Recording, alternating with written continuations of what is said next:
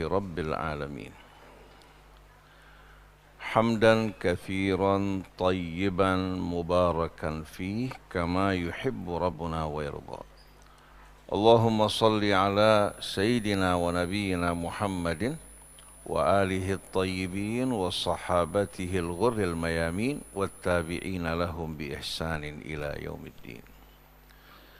السلام عليك يا رسول الله، السلام علينا وعلى عباد الله الصالحين، والسلام عليكم أيها الإخوة المؤمنون والأخوات المؤمنات ورحمة الله وبركاته.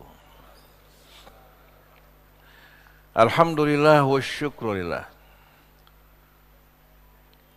Secara khusus saya pribadi bahagia sekali menyaksikan sholat berjamaah di Masjid Raya Bintaro ini yang penuh dengan kehusyuan dan suasana berjamaah. Bisa berkumpul bersama antum semuanya. Mudah-mudahan Allah limpahkan dan curahkan rahmatnya atas kita semua.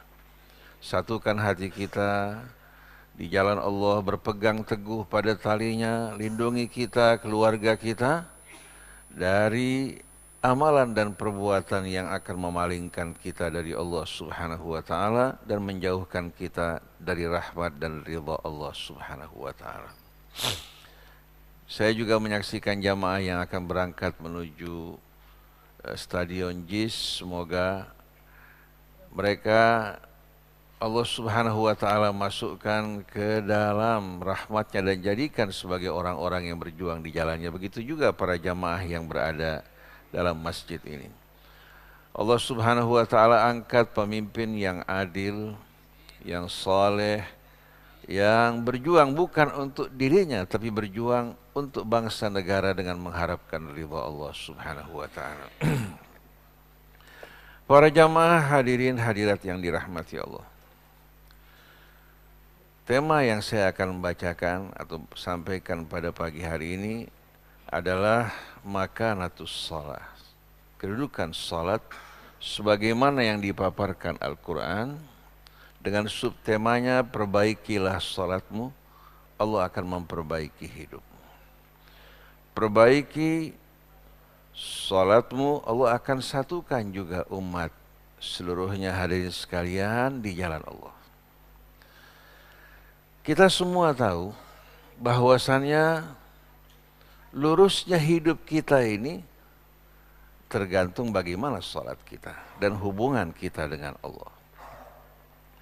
Apabila hati kita senantiasa terhubung dengan Allah, menghadapkan hati kita sebagaimana yang diajarkan Ibrahim, Inni wajjahtu wajhiya lilladzi fataras samawati wal ard hanifan muslima wa ma ana minal musyrikin. Sesungguhnya aku hadapkan wajahku bukan kepada berhala-berhala dan tuhan-tuhan palsu yang diciptakan oleh manusia, tapi aku hadapkan wajahku ke hadapan Allah Subhanahu wa ta'ala yang menciptakan langit, bumi dan menciptakan kita semuanya. Dengan lurus aku hadapkan wajahku ke hadapan Allah dengan sikap dan penuh berserah diri kepadanya. Dan sekali-kali aku bukan tergolong orang-orang yang mempersekutukan Allah. Coba para jamaah Bapak Ibu sekalian renungkan. Kalau kita semua kaum muslimin selalu menghadapkan wajah kita, wala dan loyalitas kita kepada Allah, berlepas tangan dari selain Allah, kira-kira harapan umat untuk bersatu kuat apa tidak? Tapi yang menyedihkan, wala dan loyalitas umat bukan kepada Allah atau untuk Allah, tapi kepada kelompok, kepada golongan, masing-masing berfanatik kepada kelompoknya dan bangga dengan apa yang ada pada mereka. Ini merupakan petaka yang memecah belah dan mencabik-cabik umat.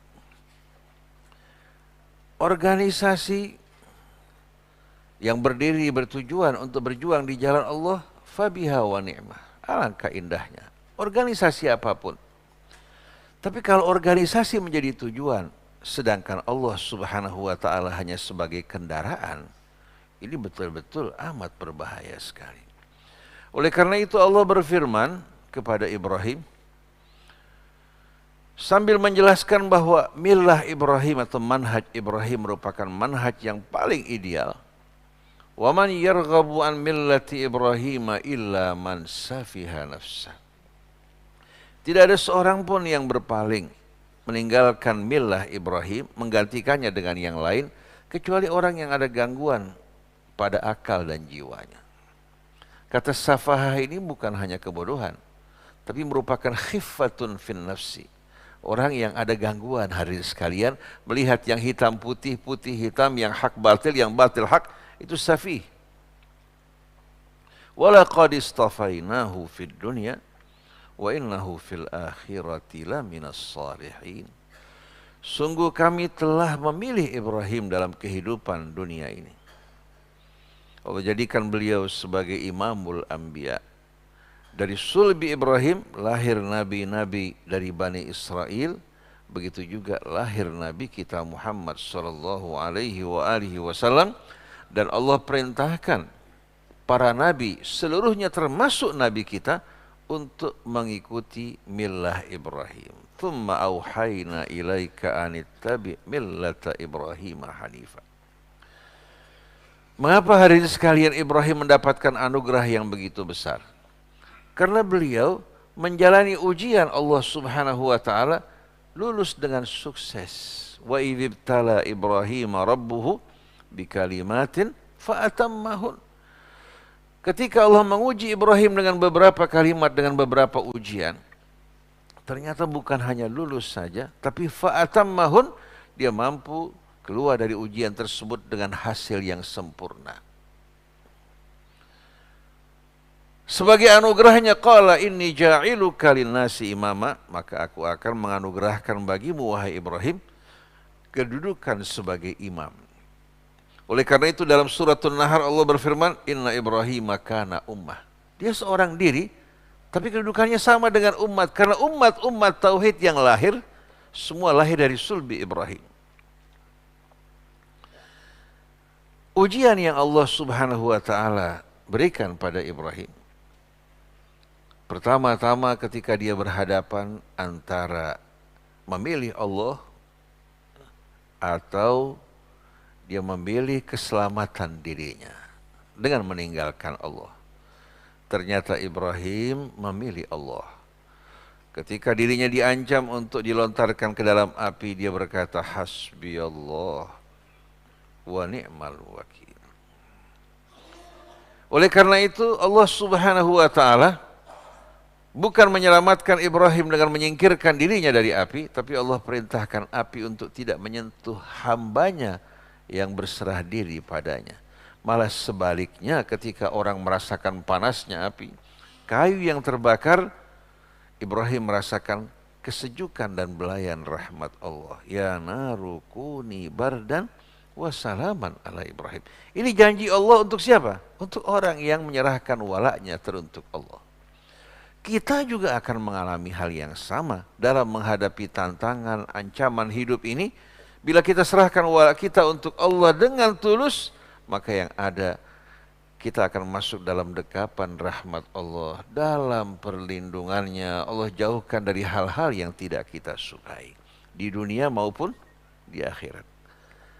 Ayat tersebut jelas sekali dalam surat Fussilat, dalam suratul Ahqaf, innal ladzina qalu rabbuna Allah tsumma istaqamu tatanazzalu alaihimul malaikatu alla takhafu wa la tahzanu wa abshiru bil jannati allati kuntum tu'adun nahnu awliya'ukum fil hayatid dunya wa fil akhirah wa lakum fiha ma tad'i anfusukum wa lakum fiha ma tashtahun wa lakum fiha ma tashtahi anfusukum wa lakum fiha ma tad'un.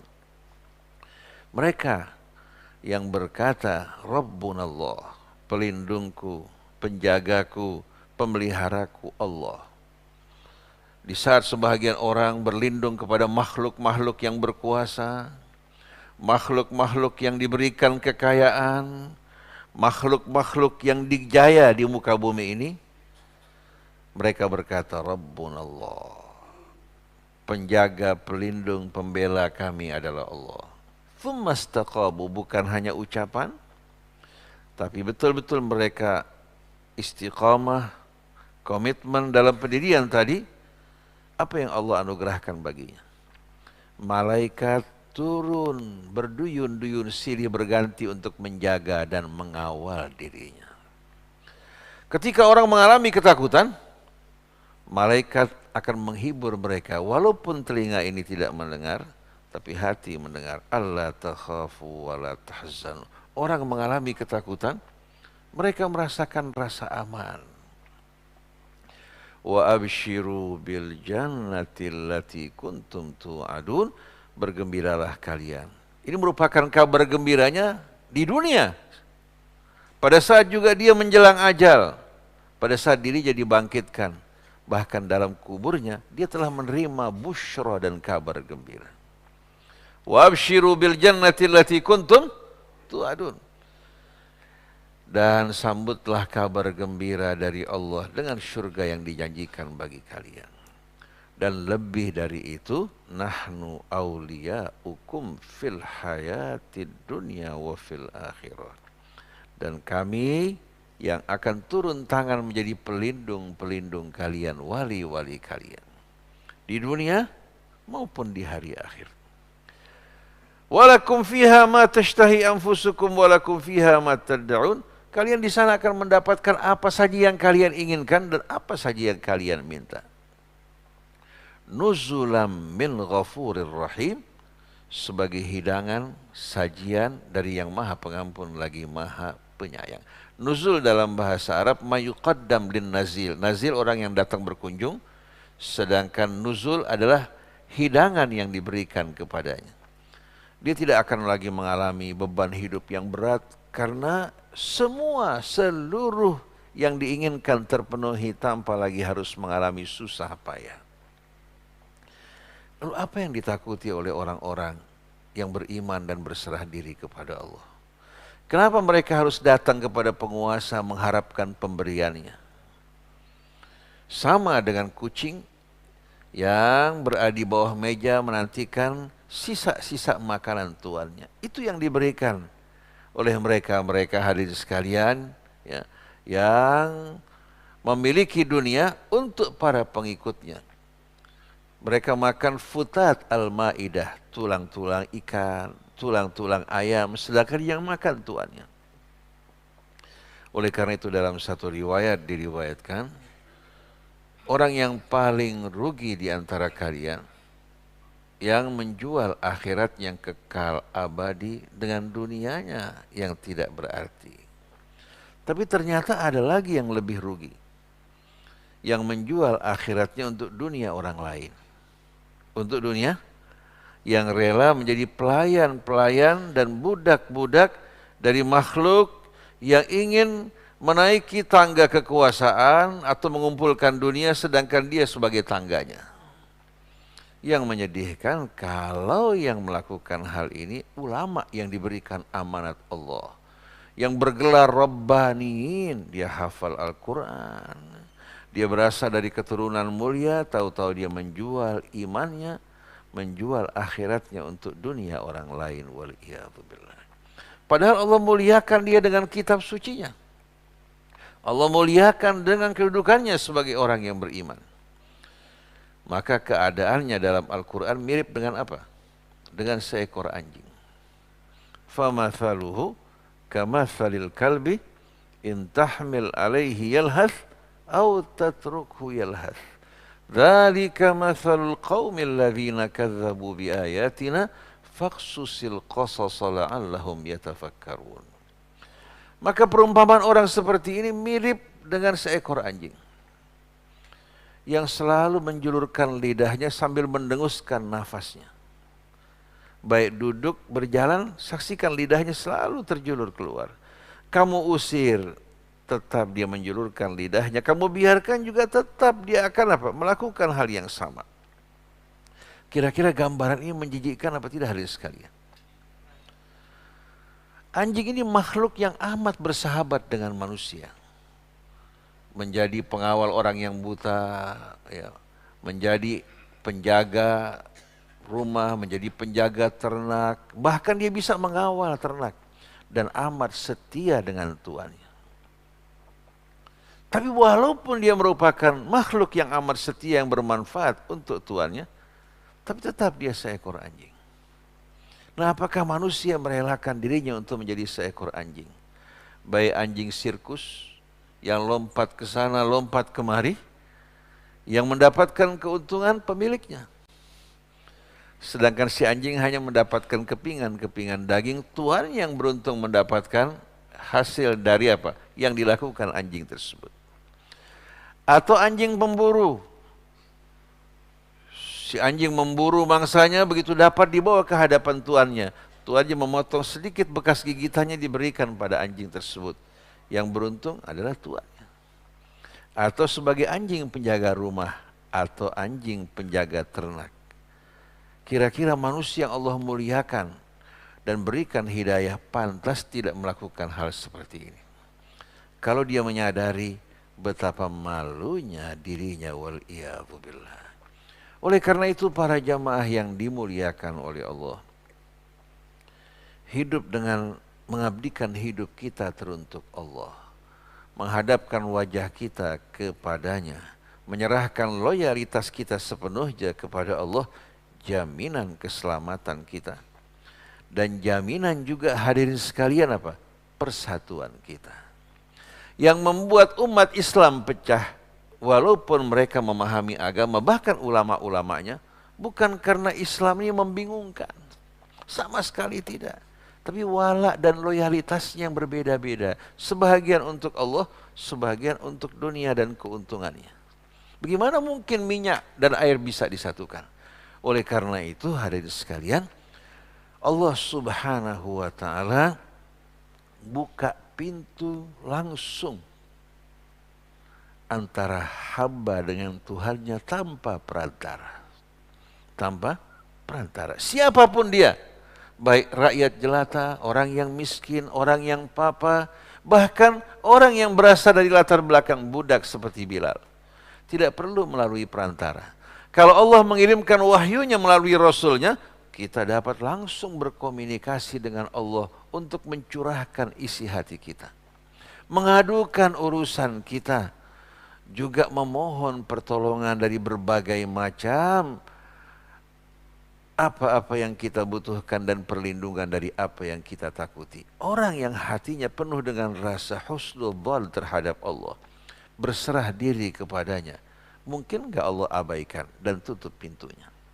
Padahal Allah berfirman, wa qala rabbukum ud'uni astajib lakum wa idza sa'alaka ibadi anni fa inni qarib ujibu da'watad da'i idza da'an falyastajibu li wal yu'minu bi la'allahum yarshudun. Sebagian orang mengatakan, kami telah berdoa berkali-kali tapi Allah tidak kabulkan. Bukan doamu tidak dikabulkan Allah, tapi doamu tidak sampai kepada Allah. Karena ada hijab antara kamu dengan Allah. Kezaliman, makanan yang haram yang kamu makan. Sebelum kamu dikabulkan permohonanmu, bertobat terlebih dahulu. Hilangkan hijab-hijab penghalang antara kamu dengan Allah yang membuat doamu tidak dikabulkan. Bagaimana Allah akan kabulkan doamu sedangkan makanan kamu dari yang haram? Bagaimana Allah kabulkan doamu sedangkan kamu berbuat kezaliman pada hamba-hamba Allah Subhanahu wa ta'ala? Sebagaimana dalam satu hadis, Rasulullah menceritakan orang yang melakukan perjalanan untuk beribadah haji dalam keadaan asy'ath, aghbar, wa qad atala safar. Rambutnya hadirin sekalian dalam keadaan kusut, penuh dengan debu. Telah apa? Telah menempuh perjalanan yang panjang. Rafi'an yadaihi ila sama, mengangkat tangannya ke langit. Qala ya Rabbi ya Rabb, memanggil nama Allah. Fana yustajabu lahu. Bagaimana Allah akan kabulkan permintaannya? Wa ma'kaluhu haram, makanannya dari yang haram. Wa rahilatuhu min haram, kendaraan yang digunakan dari yang haram. Wa zaduhu min haram. Jangan kita beranggapan Allah sama hadirin sekalian dengan apa? Dengan manusia yang melalui apa? Negosiasi, kompromi, bisa apa? Bisa menyelesaikan urusannya. Seorang koruptor, kalau mengkorupsi uang negara, katakan 1 triliun, dia infakkan 50% atau 75%, tidak akan diterima oleh Allah. Innama yataqabbalullahu minal muttaqin. Allah hanya akan menerima dari orang yang bertakwa. Oleh karena itu infak seorang Rp1.000 dari ketakwaan kepada Allah diterima oleh Allah. Tapi yang 1 miliar tidak akan diterima. Dan jangan bangga dengan infak dan pemberiannya. Allah tidak terima suap. Jadi para jamaah sekalian, Allah terangkan fa'anna yustajabulah. Bagaimana Allah akan kabulkan doanya? Jadi bukan Allah tidak menerima doanya, tapi ada rintangan antara dia dengan Allah yang membuat doanya tertahan. Oleh karena itu Allah mengatakan falyastajibu li. Sebelum aku kabulkan doanya, hendaknya dia bersungguh-sungguh untuk menyambut seruanku. Kalau dia berdosa, dia berbuat kezaliman, taubat terlebih dahulu. Begitu dia bertaubat, membersihkan dirinya, mohon pada Allah lebih cepat dari kejapan mata, Allah akan kabulkan doanya.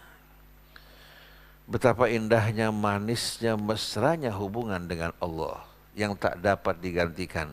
Tapi hubungan dengan makhluk, betapapun akrab dekatnya dengan kita, di hari kemudian nanti sebagaimana yang disampaikan oleh qari dalam bacaannya tadi, kullama dakhalat ummatun la'anat ukhtaha. Tiap satu rombongan masuk, ketemu dengan teman-temannya dulu, saling melaknat satu dengan lainnya. Padahal dulu di dunia apa? Satu kelompok. Menjadi pendukung yang sama, pembela yang sama, begitu tiba di akhirat, saling melaknat dan mengutuk. Al-akhillau yawma idzin ba'duhum li ba'din illal muttaqin. Para pencinta ya, yang tadinya saling mencinta dalam kehidupan dunia, begitu sampai di akhirat mereka akan bermusuh-musuhan. Bahkan bermusuh-musuhan. Al-akhillau yawma idzin ba'duhum li ba'din aduwwun illal muttaqin. Jadi para pencinta yang saling menyayangi di hari kemudian nanti akan saling bermusuh-musuhan, kecuali yang saling mencinta dalam ketakwaan kepada Allah Subhanahu wa ta'ala. Oleh karena itu beruntung sekali masyarakat Bintaro di Masjid Raya ini berkumpul bersama-sama. Dalam fikih yang kembali pada interpretasi dan ijtihad ulama, berbeda wajar. Tapi dalam syariat yang datang dari Allah dan Rasulnya kita bersatu. Yang berbeda sebetulnya fikih ulama, bukan syariat Allah. Sebagai contoh, salat kita 99% kita bersepakat. Kalau ada perbedaan dalam fikih, Imam Syafi'i kunut ba'dar ruku, Maliki kunut qablar ruku, yang lain tidak kunut dan tidak membatalkan salat. Yang penting bagaimana kita merajut hati kita, ikatan kita semata-mata untuk Allah. Yang kunut mendoakan yang tidak kunut agar diterima, yang tidak kunut juga demikian. Bukan kita menjadi hakim menggantikan Allah. Padahal belum tentu amal kita diterima oleh Allah Subhanahu wa ta'ala. Jadi para jamaah yang dimuliakan Allah, penyebab terjadinya kerusakan hidup kita, terjadinya perpecahan, perselisihan di antara kita, disebabkan lemahnya bahkan rapuhnya hubungan kita dengan Allah, bahkan hilangnya hubungan kita dengan Allah.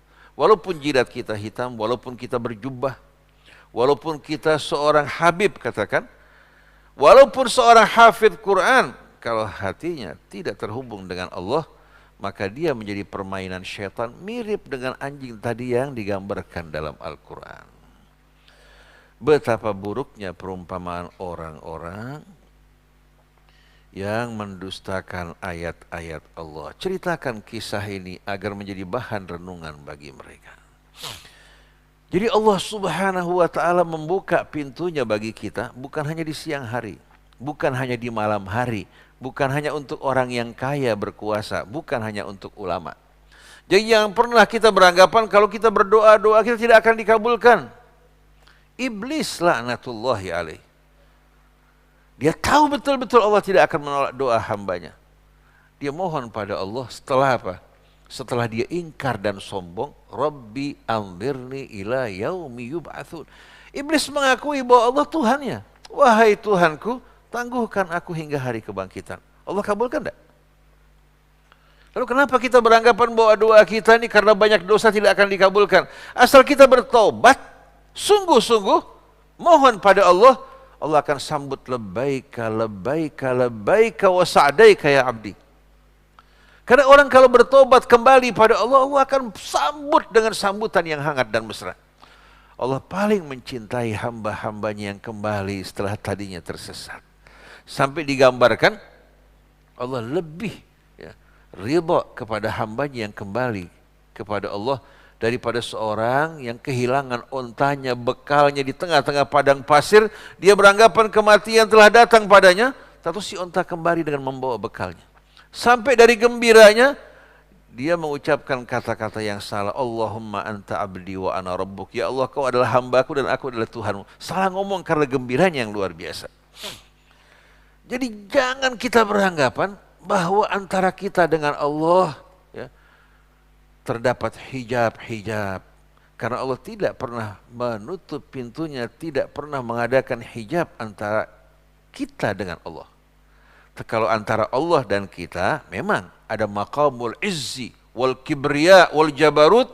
Allah tidak bicara kepada setiap makhluk secara langsung melalui rasul-rasulnya. Tapi kalau antara kita dengan Allah, kita panjatkan langsung doa kita kepadanya. Kita boleh minta doa orang tua kita, doa orang-orang yang soleh. Itu merupakan hal yang dicintai. Allah menunjukkan kesungguhan kita. Di samping kita berdoa, juga kita mendapatkan doa dari orang tua kita, doa dari orang-orang yang kita yakini kesolehannya. Saling mendoakan merupakan amal yang dicintai Allah. Tapi jangan pernah kita beranggapan kalau kita langsung minta sama Allah karena banyak dosa kita tidak akan dikabulkan. Masa Allah kabulkan iblis, tidak kabulkan kita? Padahal Allah berjanji untuk mengabulkan doa hamba-hambanya yang berdoa. Dan ini banyak dialami kesalahan di antara kita hingga membuat hubungan kita dengan Allah jauh. Padahal di darat, di lautan, dimanapun kita berada, wa huwa ma'akum aina ma kuntum. Saya ingin tanya pada para jamaah, pernah enggak Allah meninggalkan kita walaupun sekejap mata? Kalau Allah tinggalkan kita, paru-paru kita yang kembang kuncup langsung berhenti. Jantung kita tidak akan berdenyut. Pencernaan kita tidak akan bekerja. Tidak mungkin kita dapat bicara. Tapi kita sebaliknya yang meninggalkan Allah. Begitu kita mampu, begitu kita kaya, begitu kita punya hadirin sekalian, berbagai macam wasilah kehidupan, jarang kita ingat Allah. Begitu kita terjepit, baru kita mengatakan ya Rabbi, ya Rabbi. Aman lagi, lupa lagi sama Allah subhanahu wa ta'ala. Jadi Allah memanggil kita seolah-olah Allah yang butuh pada kita, sedangkan kita berpaling meninggalkan Allah seolah-olah apa? Kita tidak butuh Allah subhanahu wa ta'ala.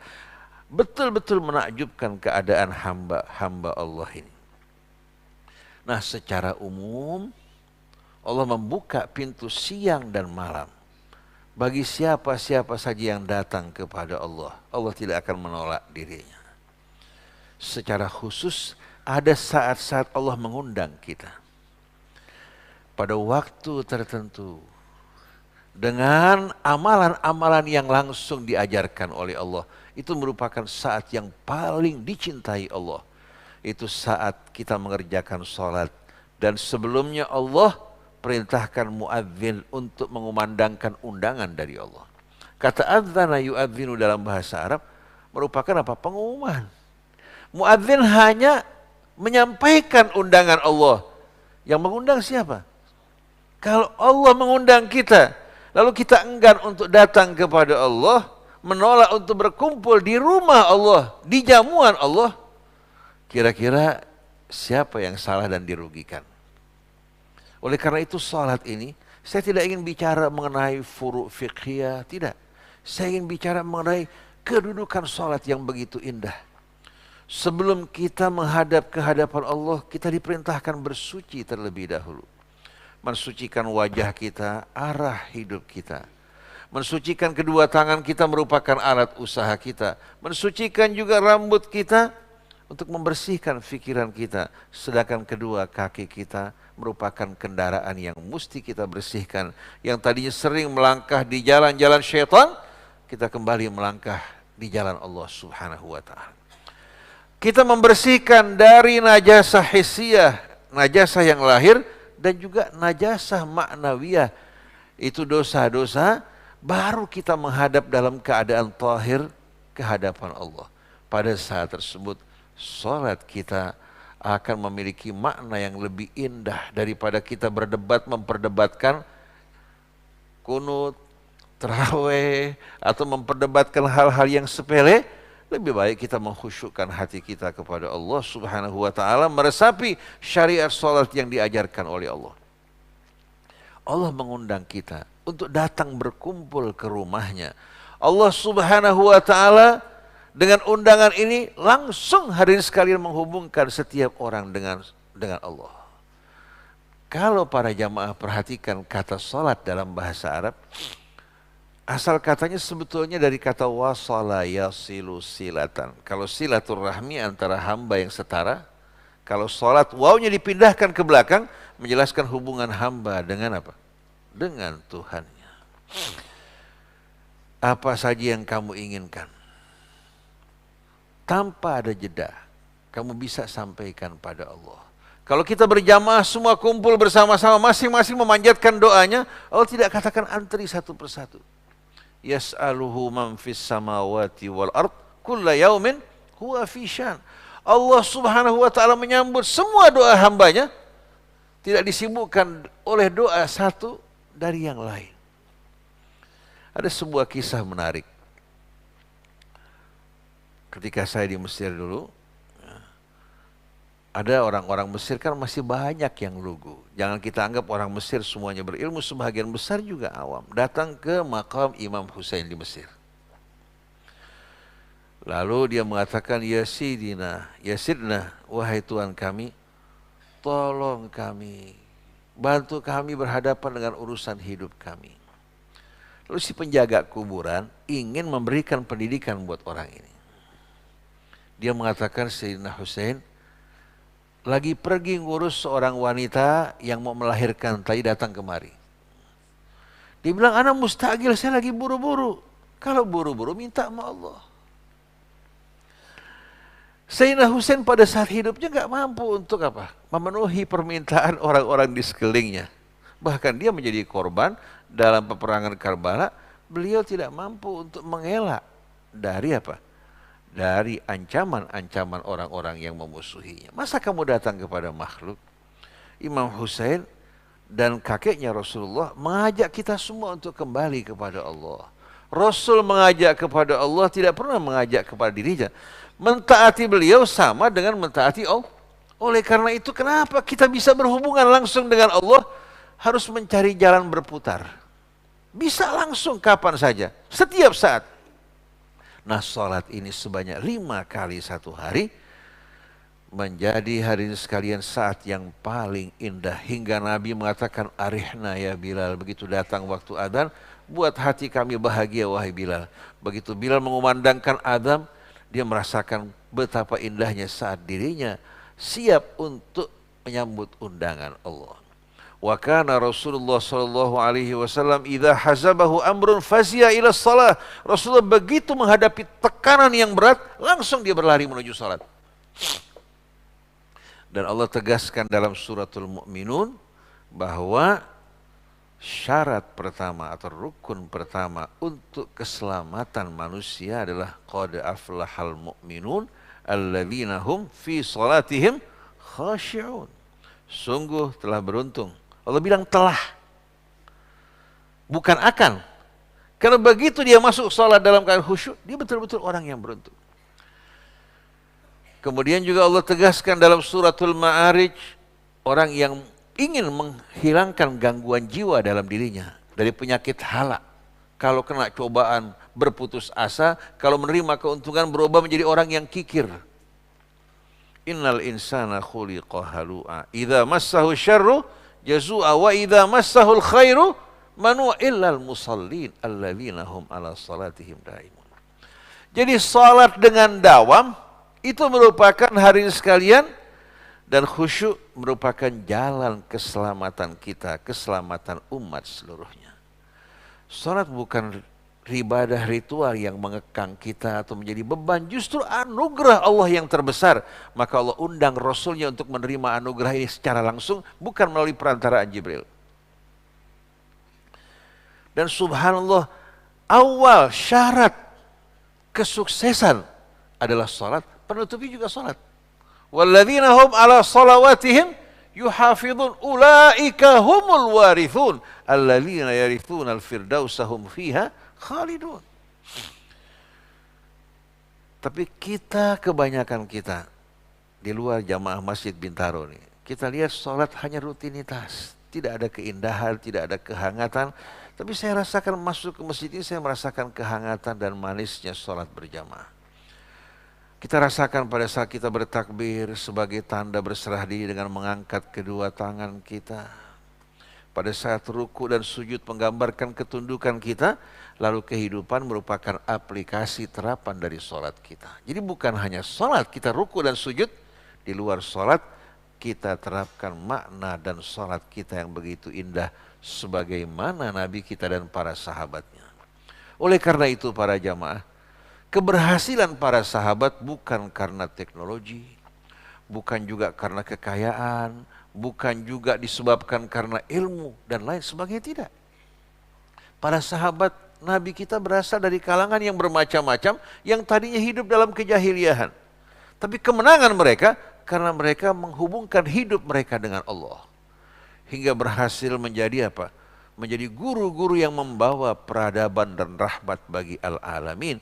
Padahal siapa yang tidak mengenal sahabat-sahabat Rasul sebelumnya? Sayyidina Umar orang yang berkelahi, minum minuman keras, ya, melakukan perbuatan jahiliyah, menyembah berhala. Begitu dia masuk ke dalam Islam, seolah-olah lahir kembali. Seolah-olah manusia yang lahir kembali. Begitulah hari ini sekalian kelahiran umat yang baru di bawah bimbingan Allah dan pengajaran dari Nabi kita Muhammad SAW. Dan masalah sholat ini masalah yang benar-benar ditekankan. Dan sholat ini membuktikan keislaman kita kepada Allah. Idh qala lahu rabbuhu aslim qala aslamtu li rabbil alamin. Oleh karena itu sebaliknya Allah mengingatkan kita, fawailun lil musallin alladzina hum an salatihim sahun. Maka celakalah bagi siapa? Orang yang sholat, bukan yang meninggalkan sholat. Cuma sayang, sholat mereka hanya gerakan tubuh, gerakan lisan, hati tidak ikut sholat. Saya mau tanya, pejabat-pejabat yang korup sholat nggak? Sholat. Tapi kenapa? Kok tetap perilaku mereka, perilaku yang menyimpang? Karena yang sholat hanya tubuhnya, lisannya, hatinya tidak ikut sholat. Tapi kalau betul-betul seluruh anggota tubuh kita, baik itu lisan kita, tubuh kita, hati kita, sholat dengan khusyuk, keluar dari sholat, kita akan lihat bagaimana pribadinya mencerminkan orang yang sholat. Jadi celakalah bagi orang-orang yang sholat, tapi mereka lalai, lengah dari makna sholatnya, bukan tidak sholat. Maka dalam sebuah riwayat, kam min qa'imin laisa lahu min qiyamihi illa ta'abu illa saharu wa ta'ab. Berapa banyak orang yang bangun malam cuma letih, lelah. Sebagaimana orang puasa, laisa lahu min siyamihi illa al-ju' wa dhama, cuma lapar dan haus. Rubba talin lil Qur'an wal Qur'an yal'anuhu. Berapa banyak orang membaca Qur'an dengan baik, Qur'an mengutuk dirinya. Karena antara ucapan, perbuatan, sikap dengan Qur'an bertolak belakang. Maka Quran akan bersaksi di hadapan Allah di hari kemudian nanti. Jadi para jamaah sekalian, sholat ini betul-betul merupakan amal yang paling indah dan paling utama. Jamaah Masjid Bintaro saya lihat alhamdulillah mengamalkan hal ini. Dan mari kita sosialisasikan pada umat untuk berkumpul bersama-sama di rumah Allah. Memenuhi panggilan Allah, mencicipi hidangan yang amat indah yang akan menyatukan hati kita. Bila sholat kita baik, maka hidup kita akan baik dan umat kita dengan baik. Tapi banyak saya jumpai sholat yang tergesa-gesa, bacaan yang terburu-buru.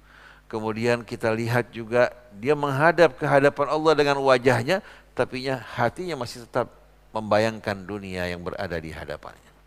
Oleh karena itu dalam membaca Al-Quran seperti qari tadi, membaca dengan tartil, dengan khusyuk, pilih imam kita yang terbaik.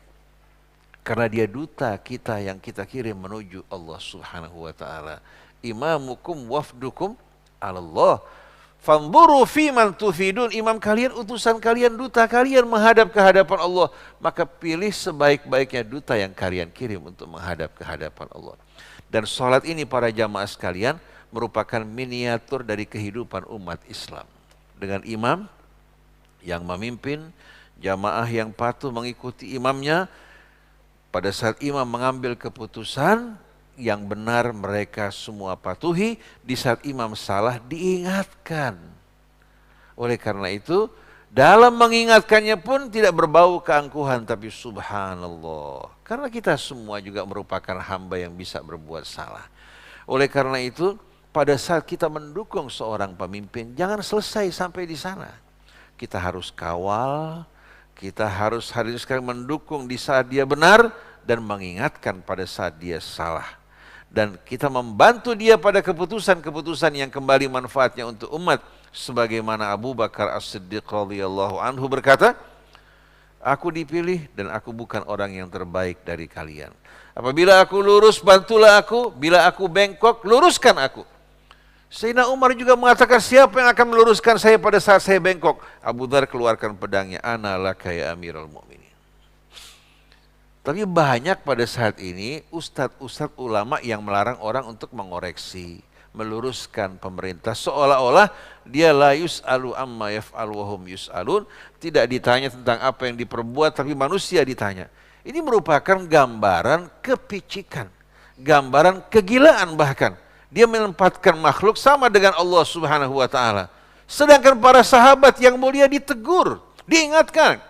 Saya teringat pada Salman Al-Farisi radhiyallahu anhu.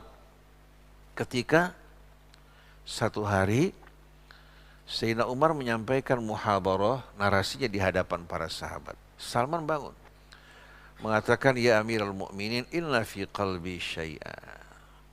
Hati saya ini ada sesuatu, ya, saya ingin tanya pada kamu. Bukankah kita menerima dari pembahagian ghanimah ukuran bahan yang sama? Ukuran bahan yang sama. Tapi kenapa kok yang kamu pakai lebih panjang dari kami? Sedangkan kamu lebih tinggi. Sayyidina Umar marah enggak? Ini kan tuduhan kan? Kecurigaan. Dia tidak marah. Dia katakan pada Ibnu Umar, ya Ibnu Umar, coba jelaskan pada Salman dari mana saya dapatkan kelebihan bahan saya. Ibnu Umar mengatakan, ayah saya tubuhnya lebih tinggi. Pakaian yang dipakai dari bahan tersebut tidak bisa menutupi lututnya. Maka bahagian saya berikan padanya. Lalu pada saat itu Salman mengatakan, al-an itma'anna qalbi, sekarang hati saya tentram. Nah, sebagai penutup, Al-Imam Hasan Al-Banna, tokoh Ikhwan Muslimin. Ikhwani pada zaman Al-Banna sedikit pun tidak ada keekstriman. Dia seorang sufi juga. Orang yang bisa masuk ke semua kalangan dengan lemah lembut. Ketika dia sedang mengajar dalam hadis Ats-Tsulatsa, ditanya oleh sebagian jamaah, hati kami ini tidak nyaman. Saya ingin tanya, dulu kamu seorang guru, kamu hidup dari gajimu, sekarang dari mana kamu hidup? Kalau kita kan, kamu curiga sama saya? Enggak percaya sama saya? Betul nggak sekalian? Dijawab oleh Al-Banna, bila Rasulullah SAW dibantu oleh istrinya, dia persembahkan seluruh hartanya, maka saya dibantu istrinya Khadijah, sedangkan saya didukung oleh saudara istri Khadijah. Saudara istri? Maksudnya iparnya. Iparnya seorang pengusaha. Tapi dia tidak punya ilmu. Datang sama Imam Al-Banna mengatakan, bagaimana kalau kita bekerja sama? Keuntungan bagi dua. Saya dukung kamu secara materi, kamu menyampaikan dakwah, keuntungan sama-sama di hari akhirat. disepakati oleh Al-Banna. Dengan syarat usahanya dari yang halal. Jadi iparnya ini hadirin sekalian mendukung ulama dalam menyampaikan dakwahnya, dia terima dunia dan akhirat. Beruntung enggak? Kalau seandainya orang-orang yang memiliki kemampuan kekuasaan memberikan bantuan buat orang yang didukung, saham dibagi dua lebih aman daripada ulama nanti apa? Akhirnya kerincing-kerincing atau nyawer di sana sini yang membuat malu Islam. Ini yang terjadi, datang ke pejabat bawa proposal, minta bantuan, pejabat bantu, dia mengatakan orang baik. Ini bahaya besar. Tugas kamu mengingatkan dia, bukan minta. Karena itu yang di tangan dia bukan miliknya, milik negara. Kalau miliknya jangan harap dia akan berikan. Dia berikan hari sekalian. Kalau miliknya. Yang dia bagi-bagikan uang negara. Kalau kamu minta, yang diberikan pada kamu itu uang dari hasil korupsi, kamu tukang tadah. Oleh karena itu yang seharusnya dilakukan ulama, bukan dia yang diberikan ilmu, justru mengharap dari pemberian mereka, tapi kamu datang memberikan nasihat dengan penuh ketulusan tanpa menjatuhkan dirinya, mengingatkan dirinya untuk bertakwa kepada Allah dan memperbaiki sikap dan kebijakannya. Ini yang dicontohkan oleh Nabi kita dan para sahabatnya. Jadi para jamaah sekalian, salat ini memiliki kedudukan yang amat indah, mulia. Karena apa? Karena dia menghubungkan kita dengan Rabbul Alamin, alladzi biyadihi malakutu kulli syai'in idza arada syai'an an yaqula lahu kun fayakun. Ini merupakan amrullah. Maka dari sini mari hadirin sekalian tumbuhkan kecintaan kepada salat berjamaahnya. Dan saya lihat sarana Masjid Bintaro ini betul-betul amat indah. Dan jangan biarkan ada fitnah orang yang memperdebatkan masalah-masalah yang sepele. Dan biar ulama yang mengajar, yang mengajak kepada Allah, mengajak kepada Rasulnya, dan cinta di jalan Allah. Kalau ada yang perlu diperbaiki, perbaiki dengan cara yang baik. Kalau ada perbedaan, diskusikan dengan baik-baik. Jangan libatkan masyarakat awam untuk berdebat dalam persoalan yang dia tidak tahu. Serahkan pada ahlinya.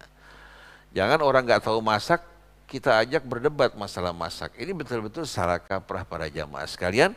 Demikianlah mudah-mudahan apa yang saya sampaikan semata-mata mengharapkan ridha Allah dan kebenaran. Dan para jamaah bisa mengambil manfaat dari yang kita sampaikan. Agar bersama-sama kita dalam satu bahtera menuju Allah subhanahu wa ta'ala dalam keridhaannya. Subhanakallahumma wa bihamdik. Asyhadu an la ilaha illa anta astaghfiruka wa atubu ilaik. Wal afu minkum. Wassalamualaikum warahmatullahi wabarakatuh. Biasanya ada tanya jawab enggak? Biasanya gimana? Ada? Bapak Ibu kalau ada pertanyaan, mungkin satu atau dua. Boleh, silakan. Silakan.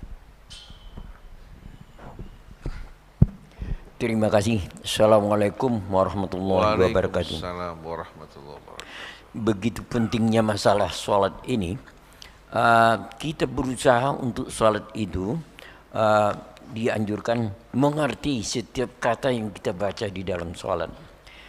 Tetapi kemampuan untuk memahami kata-kata itu sangat lemah sekali. Jadi di sini persoalannya, sedangkan ada dikatakan di dalam sholat itu bacalah ayat sepanjang-panjangnya, sebanyak-banyaknya. Tapi kita mengerti. Sedangkan kalau kita baca satu surat yang sangat pendek, kita mengerti. Jadi persoalannya sekarang, apakah lebih baik kita setiap sholat itu membaca surat yang hanya kita mengerti saja, atau kita coba juga untuk memanjangkan walaupun kita tidak mengerti. Begitu. Baik, pertanyaan yang menarik sekali ya. Sebetulnya seperti tadi ya, kita bisa nikmati bacaan tadi, bisa juga memahami maknanya. Alangkah indahnya sebelum atau setelah sholat, sebaiknya sebelum imam menerangkan makna ayat yang dibaca, atau dibaca terjemahannya. Jadi pada saat dia akan masuk ke dalam sholat, dia sudah punya apa? Sudah punya persiapan mengenai makna tersebut. Dan kalau Al-Quran selalu dibaca, kemudian kita dengarkan terjemahannya dalam tadarus, apalagi bulan Ramadan. Kalau Nabi saja bertadarus sepanjang Ramadan bersama Jibril, alangkah indahnya ada tadarus di samping membaca, kemudian makna terjemahannya dibaca hingga akrab dengan diri kita. Dan ingat, Allah sebanyak 4 kali dalam surat Al-Qamar berfirman, walaqad yassarnal Qur'ana lidzikri fahal mim muddakir. Kami telah permudah Al-Quran untuk difahami, diingat dan dipelajari. Ada tidak di antara kalian yang mau mempelajarinya? Orang bisa belajar matematik, fisika, kimia, biologi. Kira-kira kesulitannya atau tingkatnya lebih sulit mana? Mempelajari semua itu dengan Quran. Apalagi dengan ada terjemahannya. Jadi seperti yang Bapak tadi tanya, kita baca surat-surat pendek yang kita fahami. Kalau kita mau baca surat panjang juga, alangkah indahnya sebelumnya seorang membacakan terjemahannya waktu masuk ke dalam sholat. Paling tidak kita dapat menyerap makna yang terkandung di dalamnya. Jadi tidak seperti orang yang tidak faham apa yang disampaikan padanya. Memang sholat kalau kita resapi maknanya amat indah sekali. Mungkin di Masjid Bintaro bisa dilakukan. Sebelum sholat imam dibacakan beberapa ayat yang saya akan bacakan dari ayat sekian terjemahannya. Setelah itu imam membacakan ayat-ayat Quran. Mudah-mudahan Allah berikan taufiknya, inayahnya kepada kita semua. Amin ya rabbal alamin.